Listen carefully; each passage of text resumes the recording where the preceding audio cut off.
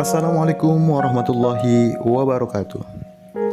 Welcome back to my channel, yang pastinya di Kaisa Channel. Dan buat sobat yang baru menemukan channel ini, terima kasih sudah mampir. Dan kali ini kita akan sedikit bercerita bagaimana caranya untuk menemukan ide konten bagi para pemula.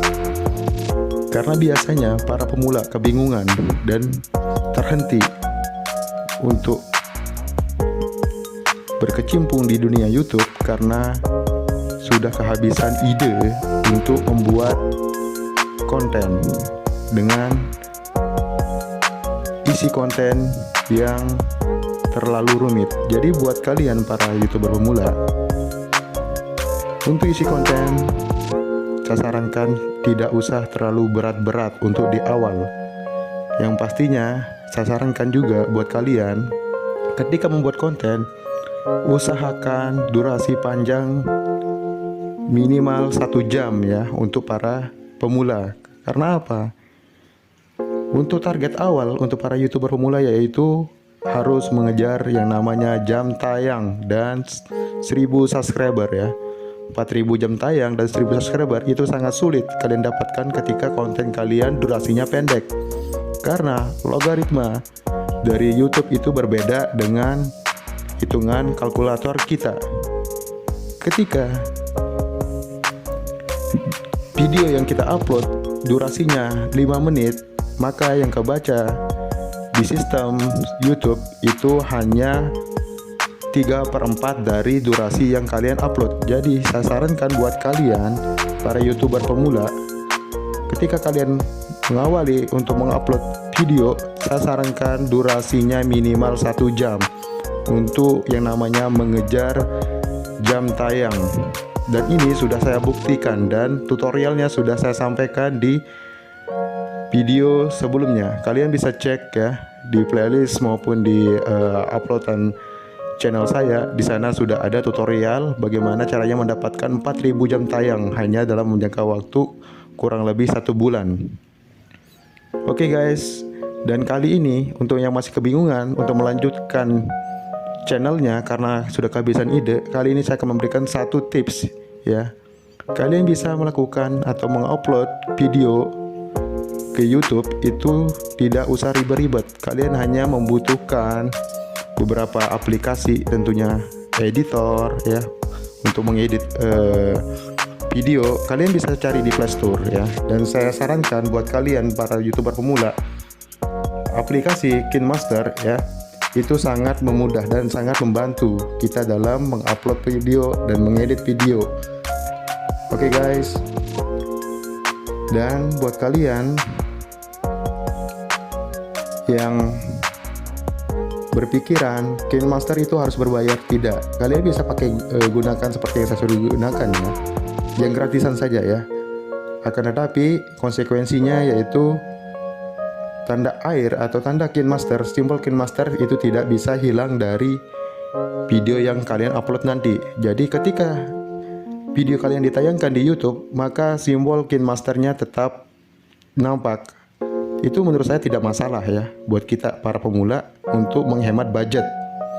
Karena kalau kita sudah jor-joran di awal, maka kita merasa YouTube ini berat karena di situ kita sudah mengeluarkan modal besar di awal.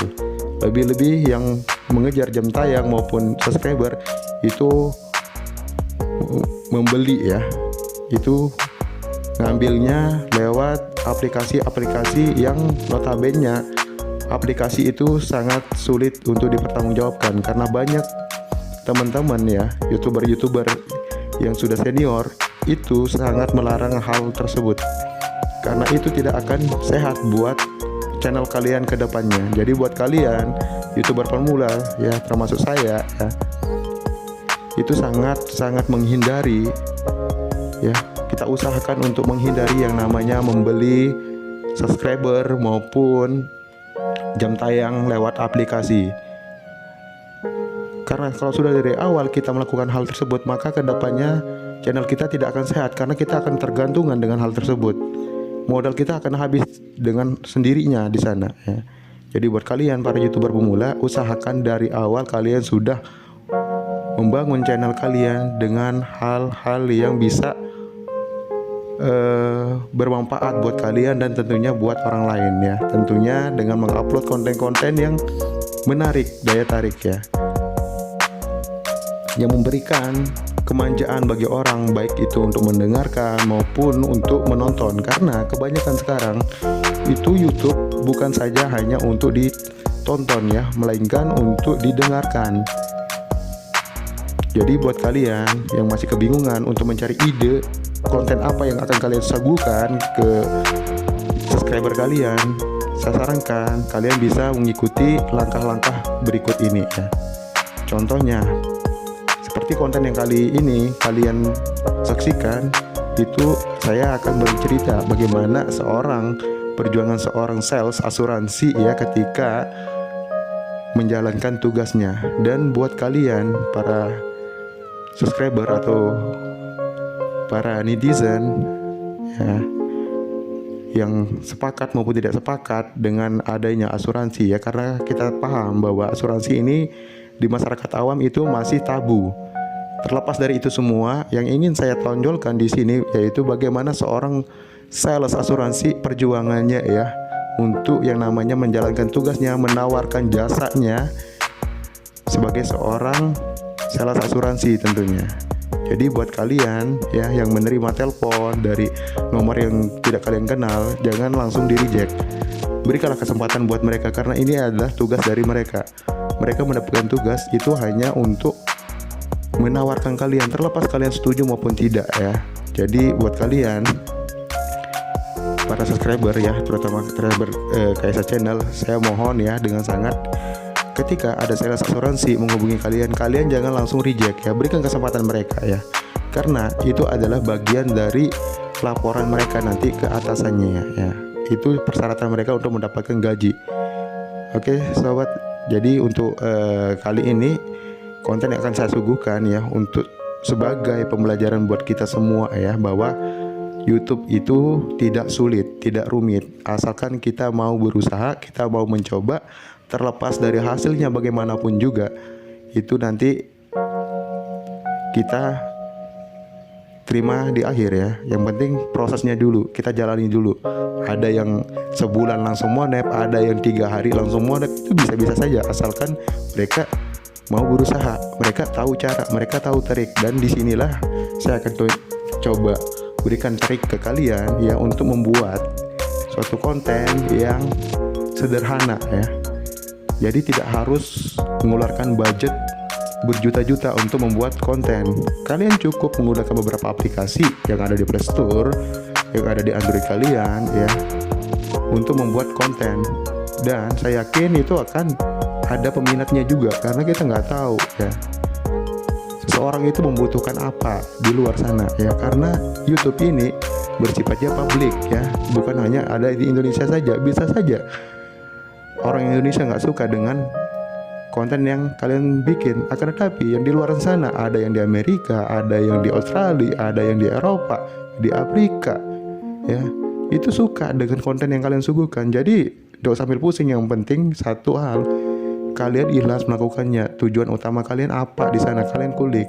Apakah untuk hanya mengejar uang atau kalian memberikan manfaat buat orang lain dari isi konten kalian. Oke guys, jadi buat kalian sekali lagi, tolong jangan pernah berpikir bahwa YouTube ini sulit. Oke, biar tidak berpanjang kata, kita langsung saja ya menyimak percakapan saya tentunya dengan salah seorang sales asuransi yang begitu gigihnya berjuang untuk meyakinkan saya. Akan tetapi karena satu dan lain hal ya, saya masih belum mengiyakannya. Tetapi kita lihat apakah sales tersebut akan melakukan pull up lagi. Kita tunggu saja episode berikutnya. Oke guys, langsung saja ke rekaman percakapan saya dengan seorang sales ya. Cikidot. 8 kali cuma bilang satu poin dong, Pak. Bapak BPJS 48 per bulan. Bapak masuk rumah sakit habis 5 juta. Bapak nggak punya asuransi. Apakah Bapak punya persiapan 5 juta untuk di rumah sakit Bapak nanti? gitu. Dia bilang ya nggak ada. Nah, kan jangan sampai nih Bapak punya tabungan banyak. Bapak misalkan nih punya uang deposito, Bapak punya uang buat tabungan anak-anak Bapak biaya sekolah. Kepake nih buat biaya rumah sakit, ada kecelakaan. Apakah Bapak tidak apakah itu nggak akan nambah pengeluaran Bapak nanti? Karena Bapak dia pakai biaya sekolah anak Bapak untuk biaya rumah sakit. Gitu. Karena gini, kalau peradaban pribadi sih ya Pak Dika ya Pak, dengan pembayaran 148 per bulannya gitu ya Pak, tapi masalah Bapak cukup besar. Gitu. Apalagi kalau misalkan program ini tidak lama-lama ya Pak ya, minimal kepesanannya tidak lama-lama, minimal kepesanan kan tidak lama, hanya 1 tahun. Yang akan pertanyaan otomatis jika Bapak tidak ada konfirmasi ke biaya nilainya Pak. Satu jabat 65 tahun, nggak ada peluang, ada konfirmasi nyaman sampai 65 tahun gitu ya Pak. Karena kan programnya fleksibel, berapa lama itu bukan jangka waktunya Pak. Gitu. Contoh aja ya Pak, kalau kita hitung-hitungan gitu ya Pak ya, kita masuk ke rumah sakit aja ke UGD karena kecelakaan itu sehari aja UGD udah berapa Pak? Paling murah 700 per malam. Ya, nggak dimungkin pada ganti gambaran aja. Gitu ya.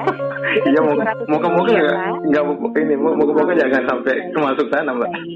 Memang betul. Berharapan kita setiap kita ngambil satu buah asuransi nggak ada yang mau Pak, yang masuk rumah sakit nggak ada. Sampai sih yang mau sakit ya Pak. Iya Sakit Mbak. gigi aja nggak ada yang mau Pak. Demam aja nggak ada yang mau. Jangan kan sakit gigi demam.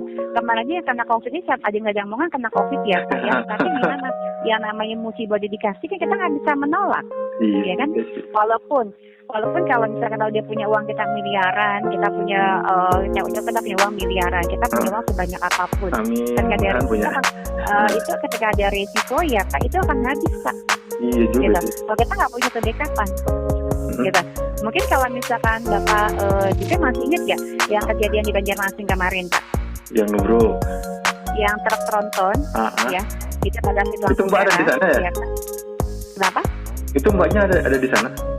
Enggak, saya ada di sana. Kirain. Pak. Maaf, TV-nya udah ini nggak dipakai, nge-YouTube semua, YouTube terus sekarang.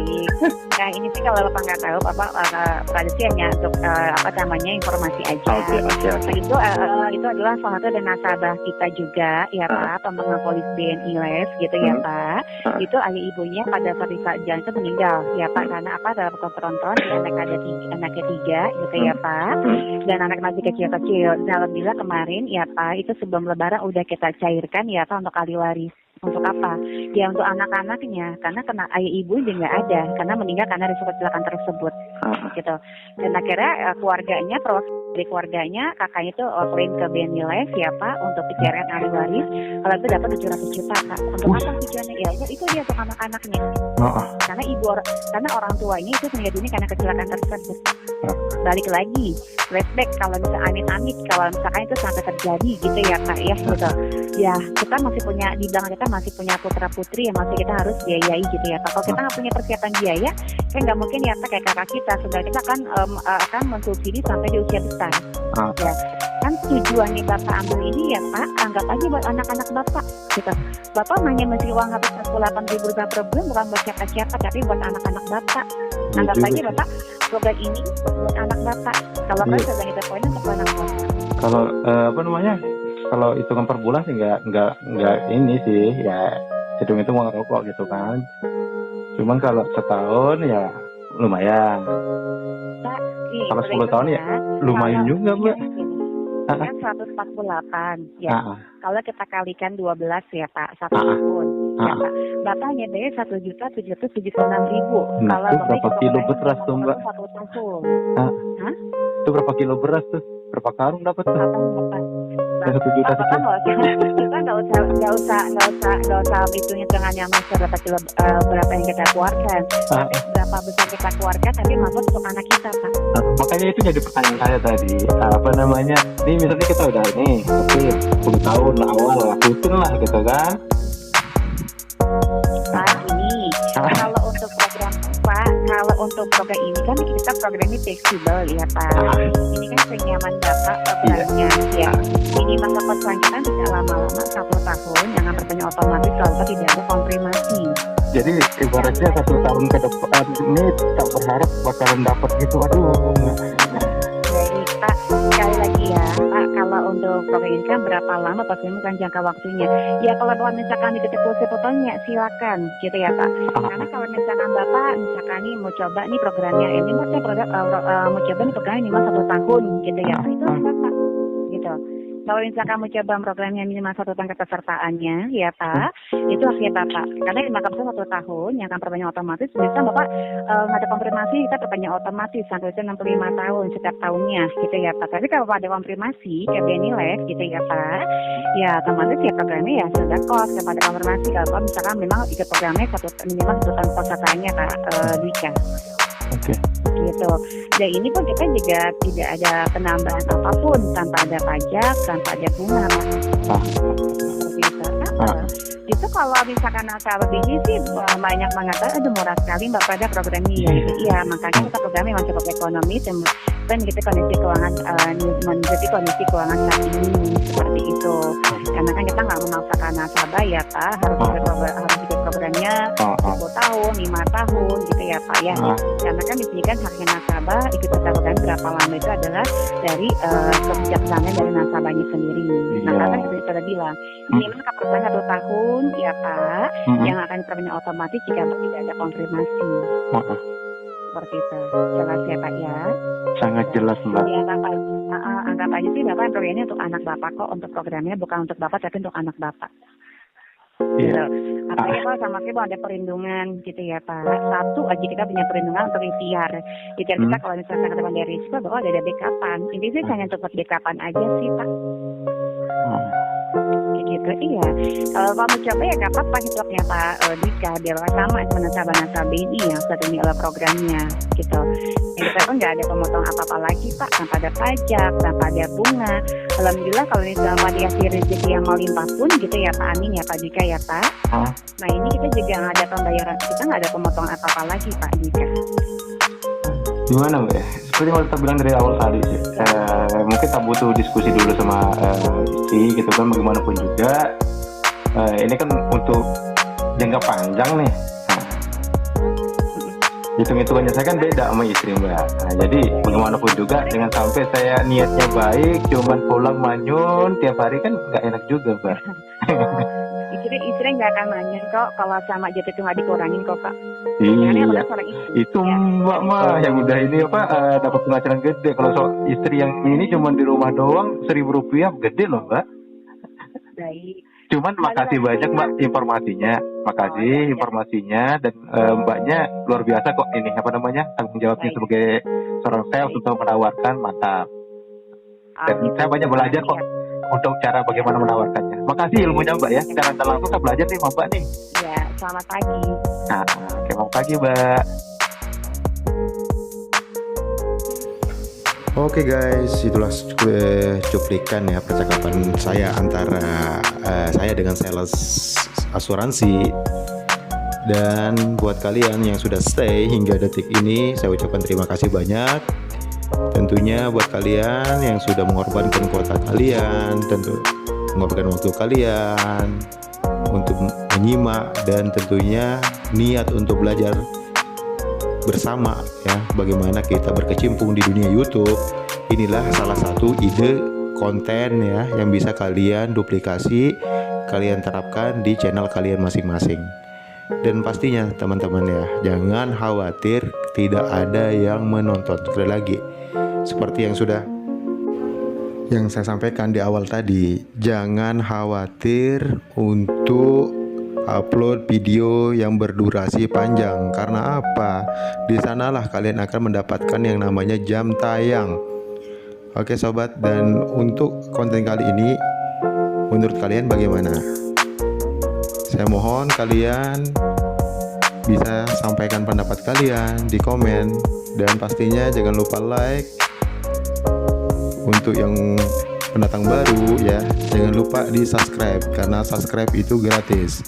Dan yang terakhir tentunya harus di share biar yang lain yang belum tahu cara atau untuk mendapatkan ide konten yang notabene tidak akan mengeluarkan budget besar bisa menjadi tahu. Jadi ini juga bisa menjadi ladang amal, ladang ibadah buat kalian karena kalian sudah menyampaikan sesuatu hal yang positif. Dan buat kalian sekali lagi saya ucapkan terima kasih. Enjoy my channel dan pastinya aku tunggu komen kalian dan saran kalian untuk konten berikutnya kita buat seperti apa. Kita berbagi cerita nanti di komen ya. Nanti aku usahakan jawab kalian satu persatu. Namun yang belum kejawab komentarnya saya mohon maaf karena bagaimanapun juga masih ada tanggung jawab yang lain yang harus saya selesaikan. Oke guys, jadi buat yang belum kebales komentarnya di konten-konten sebelumnya juga aku mohon maaf ya. Dan kedepannya kita akan menjadi lebih baik, lebih sukses karena sukses berjamaah lebih afdol. See you. Assalamualaikum warahmatullahi wabarakatuh.